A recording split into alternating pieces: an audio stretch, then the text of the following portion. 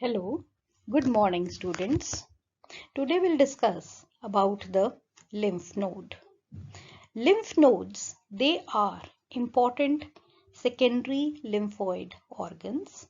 Here the antigen is presented to the B cells and the T cells. The lymph nodes, they are kidney-shaped organs of the lymphatic system and are responsible for adaptive immune response. Large number of lymph nodes, they are present in the lymphatic vesicles. They are the major site of lymphocytes where B and T cells they are present. So lymph nodes, they are important for proper functioning of immune system and they act as filter for the foreign particle including the cancer cells. Lymph nodes, they are enclosed in fibrous capsule and is made up of outer cortex, middle paracortex and inner medulla. The cortex is rich in B cells, paracortex, T cells and medulla B cells. Each lymph node is surrounded by a capsule which extends inside the lymph node to form trabeculae. The substance of lymph node is divided, as I've told you, into three parts: outer cortex, middle paracortex and inner medulla. The hilum is the indent on the concave surface of lymph node where lymphatic vesicle leave and blood vessels enter and leave.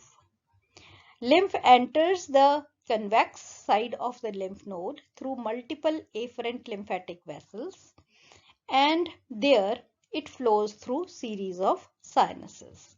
After entering the lymph node, the afferent lymphatic vesicles, the lymph flows into the space underneath the capsule called the subcapsular sinus and then into the cortical sinus. After passing through the cortex, the lymph then collects in the medullary sinus. All these sinus drain into the efferent lymph vessel to exit the node at the hilum on the concave side. So there are multiple entries but single exit for the lymph to maintain the pressure. Lymph nodes are present throughout the body and are more concentrated near and within the trunk and are divided into groups. There are about 450 lymph nodes in the adult. A lymph node is divided into compartments called nodules. The outer cortex consists of group of mainly inactivated B cells called the follicle. When activated, these may develop into the germinal centers. The deeper paracortex mainly consists of T cells. Here the T cell mainly interact with the dendritic cells and the reticular network. The medulla contains large blood vessels, sinuses, and medullary cord that contains antibody secreting plasma cells. There are fewer cells in the medulla.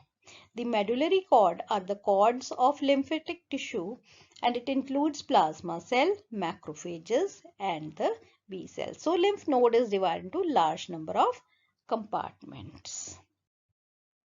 The B cell are mainly found, as I've told you, in the outer cortex where they are clustered together as follicular B cell in the lymphatic follicles. And T cells and dendritic cells, they are found in the paracortex. The medulla contain the plasma cells as well as the macrophages which are present within the medullary sinus. As a part of reticular network, there are follicular dendritic cell in the B cell follicle and fibroblastic reticular cell in the T cell cortex. The reticular network provides structural support and a surface for adhesion of the dendritic cells, macrophages and the lymphocytes. It also allows exchange of material with blood through the high endothelial vanules and provide the growth and regulatory factor necessary for activation and maturation of immune cells. The primary function of lymph node is the filtering of lymph to identify and fight infection. In order to do so, the lymph node contains lymphocytes, special types of WBC, including B cells and T cells. These circulate through the bloodstream and enter and reside in the lymph nodes. Means the B cells and the T cells which are present in the lymph node, actually they come from the blood through HEV, that is high endothelial vanule. From there they'll come out and stay in the lymph node and interact with the antigen. B cells produce antibodies. Each antibody has a single predetermined target, the antigen. These circulate throughout the bloodstream, and if they find this target, the antibody bind to it and stimulate the immune response. The B cell enter the bloodstream as nerve cells produced in the bone marrow.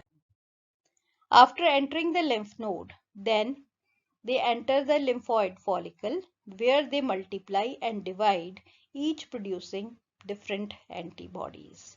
If a cell is stimulated, it will go on to produce more antibodies through the plasma cell, as well as it can act as the memory cell to help the body to fight infection in future. If a cell is not stimulated, it will undergo apoptosis and die. The antigens are molecules found on the surface of bacterial cell wall. The chemical substances secreted by the bacteria, or sometimes even the molecule present on the body surface itself.